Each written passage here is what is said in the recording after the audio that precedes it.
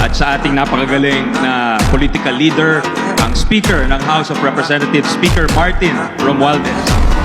Sana daw madagdag ang kanyang budget ng Department of Education, Mr. Speaker. Nangako na po si Speaker at ang Chairman ng Appropriations. Ang budget ng Pilipinas ay hawak lang ng dalawang tao. Hawak lang siya ni Congressman Zaldico at ni Congressman Martin Romualdez. Yan ang katotohanan. Bawang Pilipinas!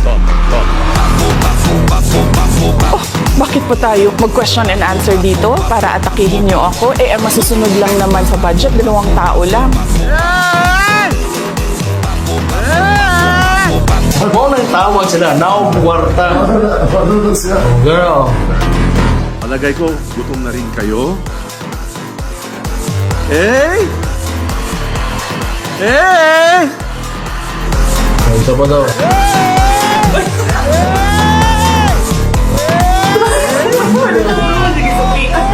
Madam Vice President, it seems that there's this great plan against you talaga to destroy you. Narinig din namin na merong defunding. Narinig din namin na posibleng piso lang ang ibigay na budget sa Office of the Vice President. Handa ako sa Office of the Vice President na magtrabaho kahit walang budget.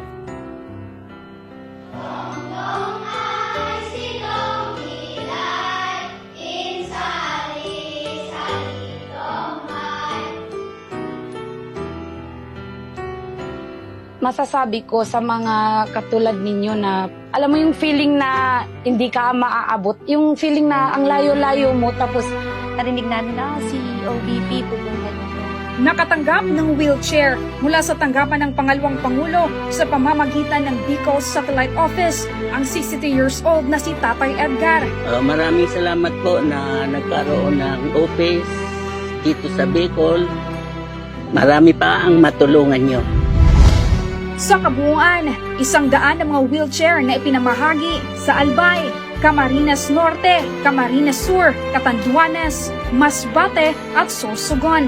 Habang nasa 1,070 naman ang bilang ng mga wheelchair na ipinamahagi sa buong bansa sa pamamagitan ng mga satellite offices at 2 extension offices. Tinungo ng OVP Southern Mindanao ang Barangay Hipol sa Balot-Ayngan, Sarangani, Davao Occidental. Kwento ng mga bangkero, delikado at maalon sa pupuntahan namin. Yung hindi po ito lang upang magbigay ng tulong sa mga bata dito sa Balot Island. Mahigit 1,000 katao na ang natulungan ng opisina. Isa na rito ang 104 years old na si Lola Isidra Salvador ng Barangay 85 Zone 7 sa Tondo, Maynila.